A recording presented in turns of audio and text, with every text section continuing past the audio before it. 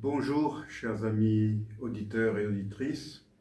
Hervé Chesville à l'antenne. Heureux de vous retrouver pour un nouveau numéro de Panorama Info.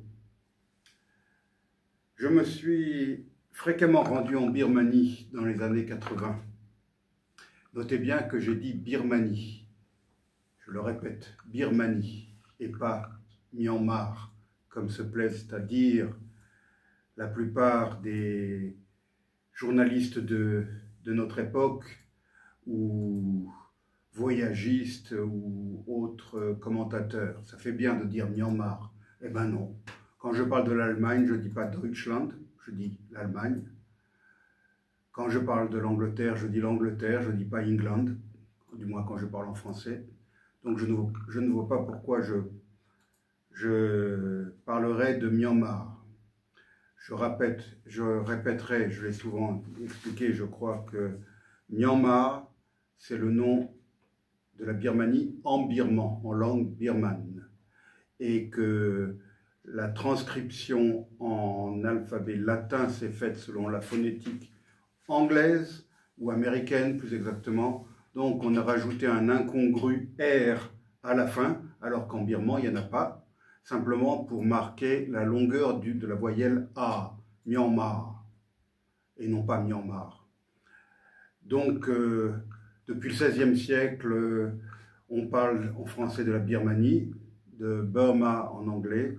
C'est le nom qui a été donné dans nos langues à la Birmanie. Je ne vois pas pourquoi je parlerai de Myanmar, surtout que ce changement officiel de nom s'est fait à l'initiative d'une cruelle junte militaire qui a cherché à exalter le nationalisme birman. Je disais donc que je me suis fréquemment rendu en Birmanie dans les années 80, à une époque où le pays était encore très fermé et replié sur lui-même, sous la férule du général Ne Win, au pouvoir depuis le début des années 60.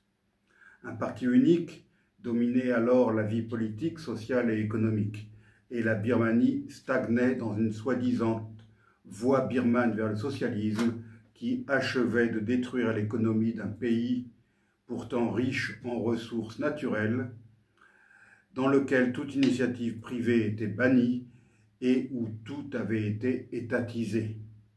J'entrais en Birmanie par voie aérienne depuis Bangkok avec un visa de séjour limité à 7 jours seulement et non renouvelable. Filmer y était rigoureusement interdit et il fallait prendre beaucoup de précautions avant de prendre des photos. Aucun bâtiment officiel, aucun homme en uniforme, aucun édifice réputé stratégique ne devant apparaître sur les photos prises. Je n'ai jamais oublié la déconvenue et la colère d'un ami voyageant avec moi et dont la caméra Super 8 avait été confisquée à l'arrivée à l'aéroport de Rangoon. La plus grande partie du pays était interdite d'accès. Seules quelques zones classées par les autorités comme touristiques étaient ouvertes aux étrangers. Pour gagner du temps, vu la courte durée du séjour qui nous était accordé, il fallait prendre l'avion pour aller à l'intérieur du pays, que ce soit à Mandalay, la capitale historique, ou à Tongji, la capitale de l'État Shan, au nord-est. Les avions de la Burma Airways, de vieux Fokker, étaient dans un piteux état. Une année, je me souviens que l'un d'eux s'était écrasé quelques jours avant mon arrivée et qu'un autre avait connu le même sort peu de temps après mon départ.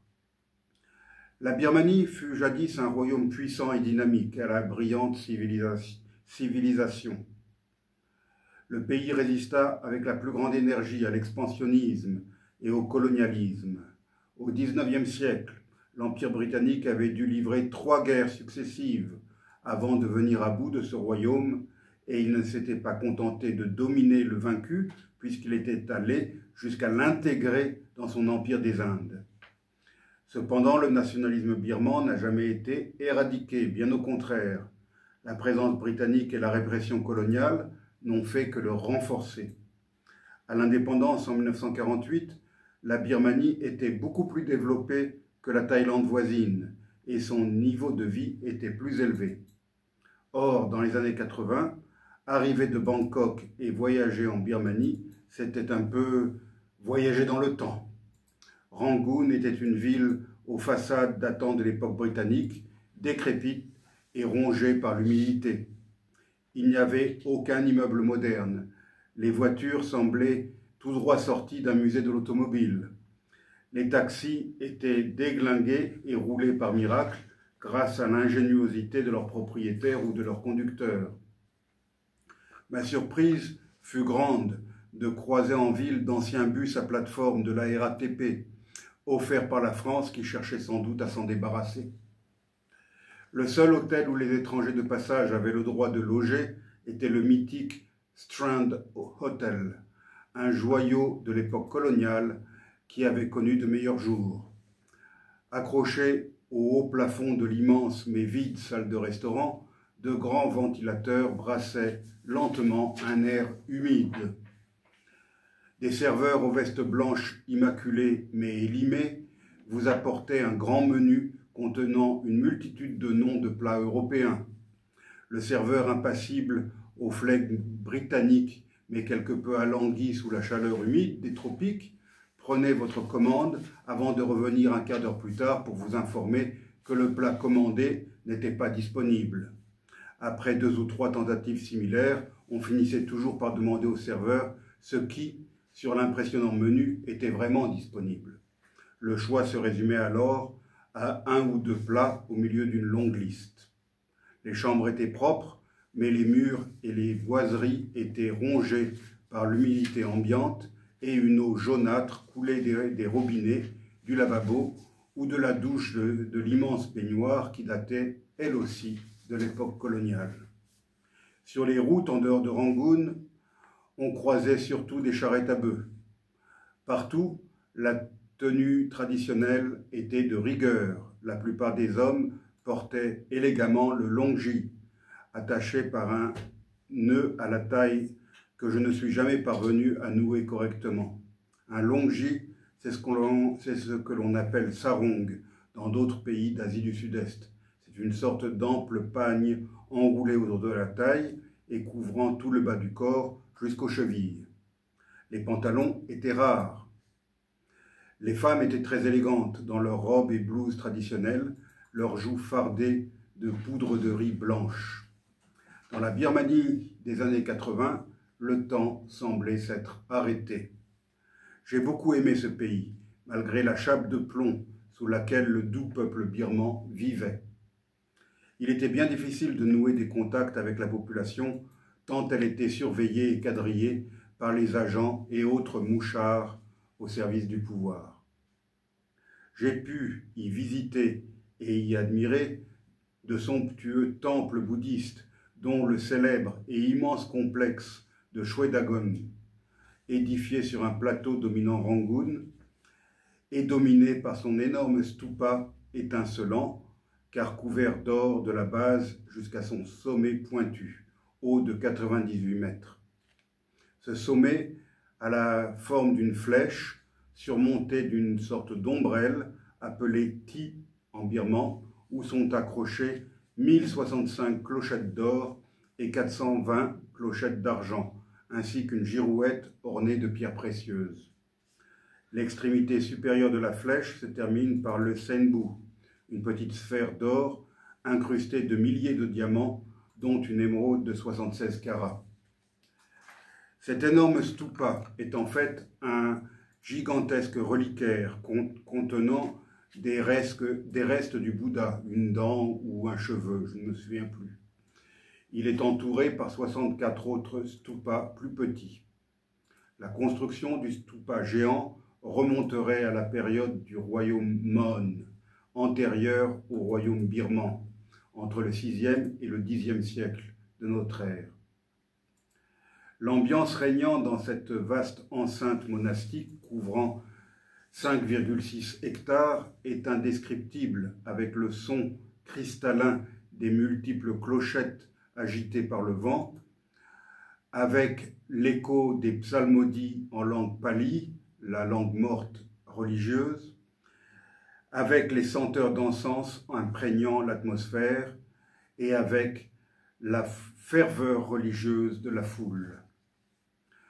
Je suis allé plusieurs fois au lac Inle, dans l'État Shan.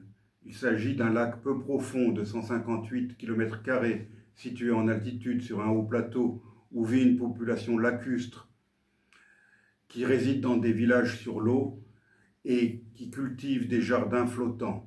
Ces gens n'appartiennent ni à l'ethnie birmane ni à celle des Shan, ce sont des Inta, une petite tribu qui vit sur le lac Inle. Les pêcheurs sur le lac sont célèbres car ils se déplacent perchés sur une jambe à l'avant de leur pirogue en appuyant sur leur autre jambe sur une longue perche qu'ils guident avec leurs chevilles. J'ai pu aussi me rendre à Mandalay, l'ancienne capitale du royaume birman et la seconde ville du pays, ainsi qu'à la ville sainte voisine de Sagaing, elle aussi une ancienne capitale. Ces deux villes abritent des centaines de temples bouddhistes très anciens. Je garde un souvenir inoubliable du temple de Mahamuni, ce qui signifie le grand sage. Ce temple de Mandalay, dans lequel se trouve la très ancienne et très vénérée statue du Bouddha qui a donné son nom au temple. Cette statue est haute de 3,80 m. Elle est entièrement recouverte de plusieurs épaisseurs de feuilles d'or.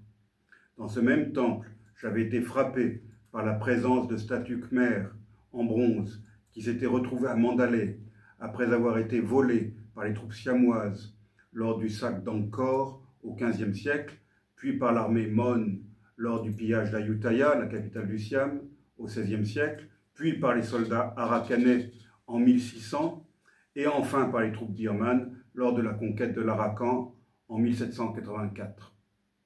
Leur bronze était particulièrement usé et brillant en certaines parties du corps des gardiens de temple qu'elles représentent. En effet, une croyance populaire veut qu'en frottant l'endroit du corps dont on souffre, on parvient à se débarrasser de la douleur.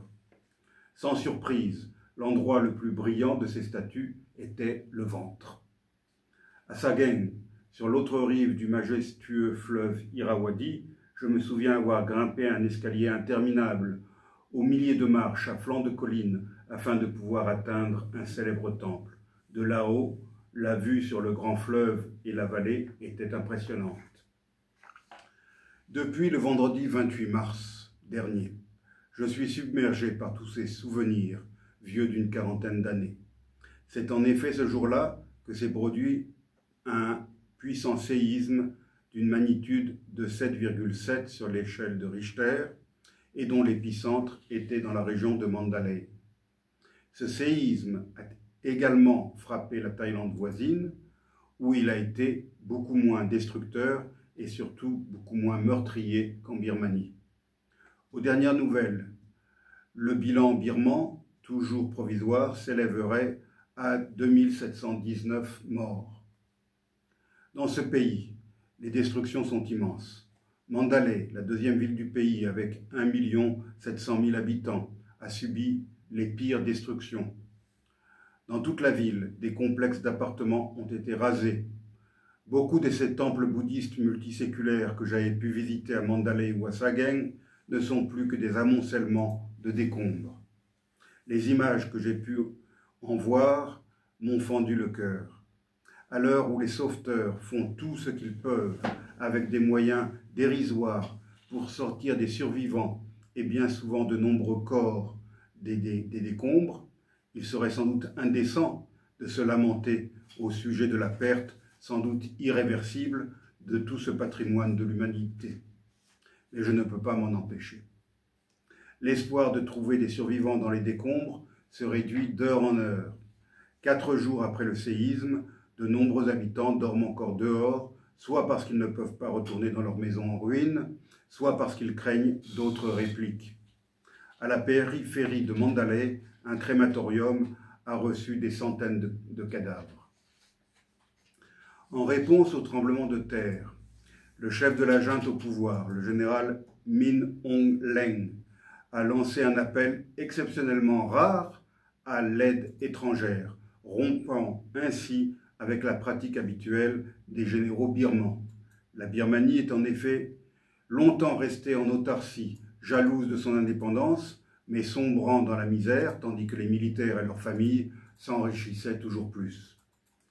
Plus de 1000 sauveteurs étrangers sont déjà arrivés par avion, y compris des militaires venus de Russie, mais aussi de Chine et d'Inde, deux pays voisins, pour apporter leur aide, et les médias d'État ont indiqué que près de 650 personnes avaient été retirées vivantes de bâtiments en ruine dans tout le pays.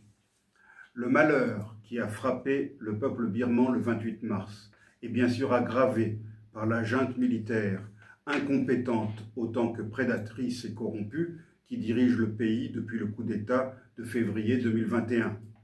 Les 50 millions d'habitants de la Birmanie souffraient déjà. Le pays était ravagé par 4 années de guerre civile déclenchées lorsque l'armée a chassé le gouvernement civil que dirigeait Aung San Suu Kyi.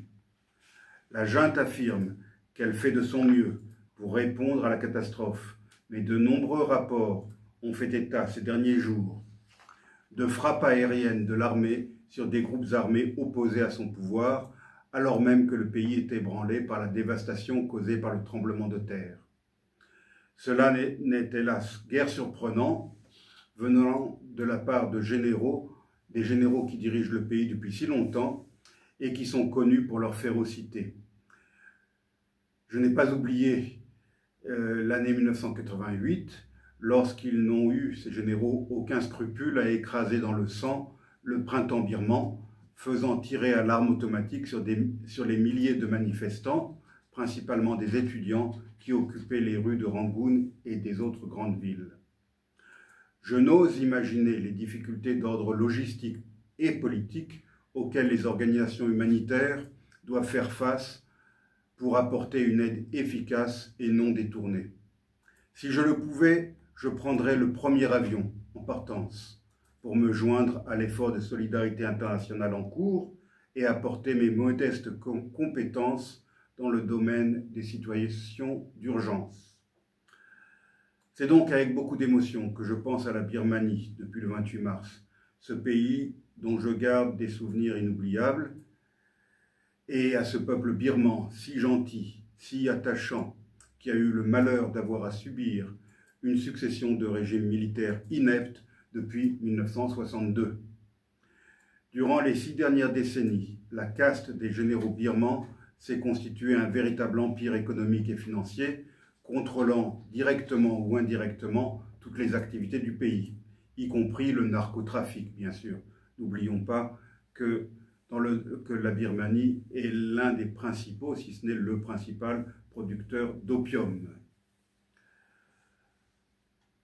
J'ai également une pensée pour la courageuse dame de Rangoon, Madame Aung San Suu Kyi, fille du père de l'indépendance de la Birmanie et prix Nobel de la paix, qui aura 80 ans le 19 juin prochain et qui continue à résister et qui, depuis 1988, a passé l'essentiel de son temps dans l'isolement absolu, soit en prison, soit en très stricte résidence surveillée, comme cela est toujours le cas malheureusement.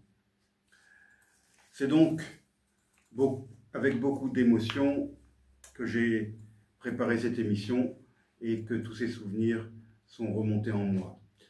Je ne voudrais pas vous laisser sans vous faire écouter un petit peu de musique traditionnelle birmane et je vous souhaite une bonne semaine et à la semaine prochaine.